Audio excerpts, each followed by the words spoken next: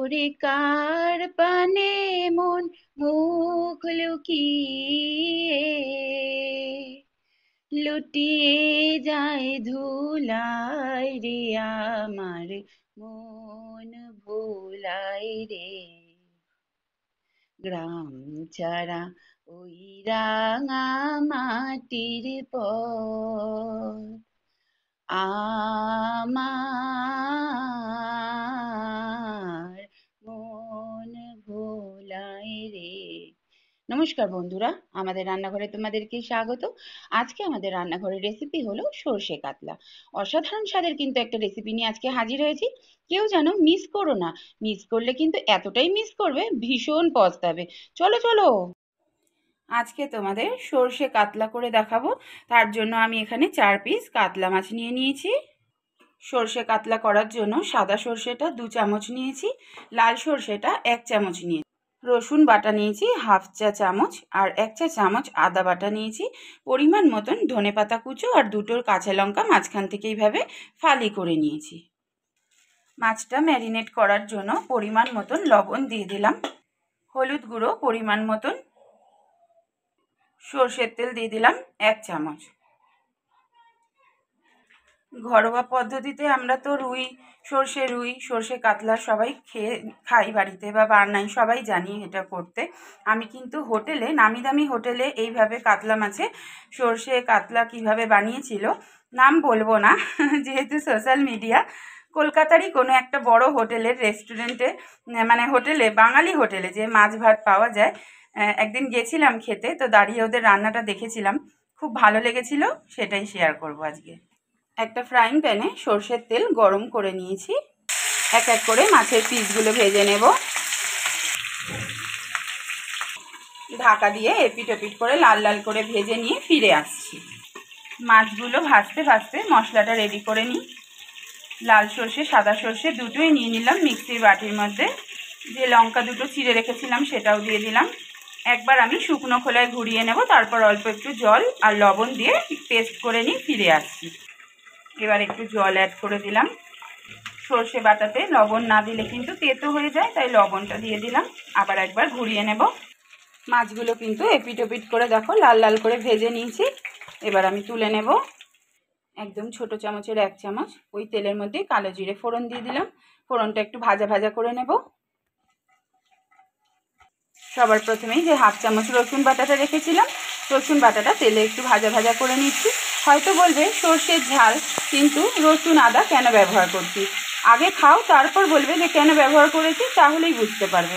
এই গ্রেভিটা যে কোনো মাছেরই কিন্তু তোমরা এইভাবে করতে পারো। তো আমি কাতলা মাছের করছি, কাতলা বলেই যে কথা কোনো নেই, রুই মাছের বা যে কোনো বড় মাছেরই কিন্তু এইভাবে করে খেতে পারো। পার্শে মাছেরও করতে পারো, দারুণ লাগবে খেতে, কিন্তু বাটা মাছেরও ভালো লাগবে, কারণ আমি খেয়ে দেখেছি তাই বলছি তোমাদের। আদা বাটাটাও দিয়ে দিলাম 1 চামচ।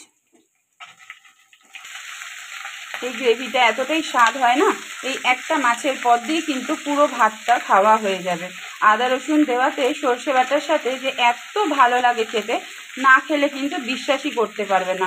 অবশ্যই এইভাবে বাড়িতে একবার ট্রাই করো, আশা করি নিরাশ হবে না। আর ভালো যদি লাগে অবশ্যই কমেন্ট বক্সে এসে জানিয়ে যাও যে কেমন লাগলো।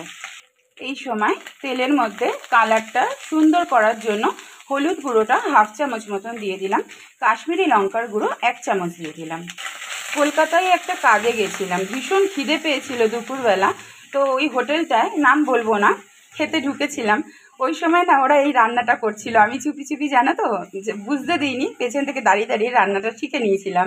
তো অনেকেই ভাবো যে হোটেলের রান্নায় এত সুন্দর কালার হয় কেন, কিছু কিছু টিপসগুলো ওরা জানে যেগুলো ওরা করে, তো তার জন্যই কিন্তু সুন্দর কালারটা হয়। যেমন এই যে তেলের মধ্যে লঙ্কার হলুদটা দিলাম, দেখবে কত সুন্দর একটা কালার আসবে। এটা আমরা তো ঘরোয়া পদ্ধতিতে করি, এগুলো কিন্তু আমাদের জানার কথা না, তো হোটেলে ওরা করছিল, আমি শিখে নিলাম, তো আমিও তোমাদের দেখিয়ে দিলাম। যদি ভালো লাগে অবশ্যই একবার ট্রাই করো।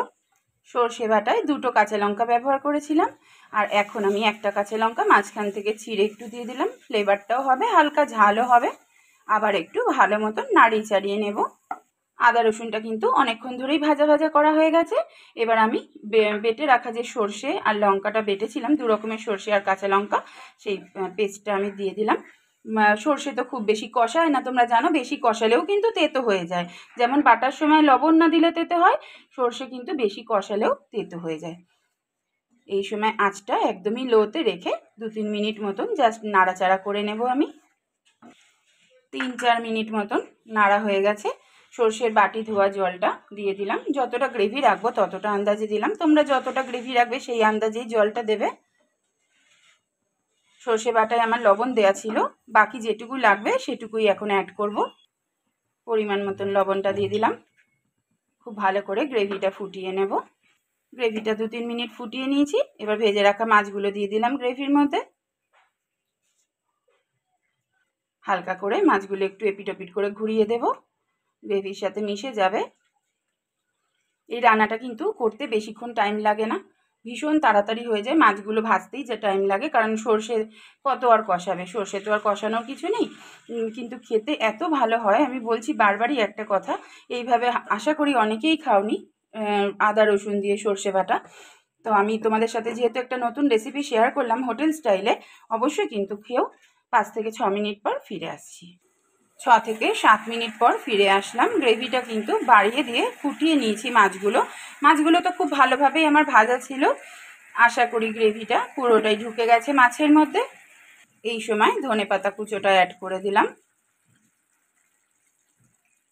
রেসিপিটা আমার তৈরি হয়েই এসেছে, আর 2 মিনিট পরেই নামিয়ে দেব। আরও 2 মিনিট মতন ফুটিয়ে নিয়েছি। এই সময় গ্যাসের স্টিমটা বন্ধ করে দিলাম। আমাদের কিন্তু সর্ষে কাতলার রেসিপি রেডি হয়ে গেছে। আজকের রেসিপিটা তাহলে এখানেই শেষ করলাম। আশা করি তোমাদের ভালো লেগেছে। যদি ভালো লাগে একটা লাইক করো, একটা ছোট্ট কমেন্টে জানিয়ে যেও কেমন লাগলো। ততক্ষণ ভালো থেকো, সুস্থ থেকো। খুব শীঘ্রই অন্য একটা রেসিপি নিয়ে তোমাদের সঙ্গে দেখা হচ্ছে। আমাদের রান্নাঘরে যারা আজকে প্রথম এসেছো আমার রেসিপি দেখতে, যদি ভালো লাগে আমার রান্না, অবশ্যই সাবস্ক্রাইব করে দিও আমাদের চ্যানেলটি এবং আমাদের পাশে থেকে যেও। অনেক অনেক ভালোবাসা জানিয়ে আজকের মতন বিদায় নিচ্ছি।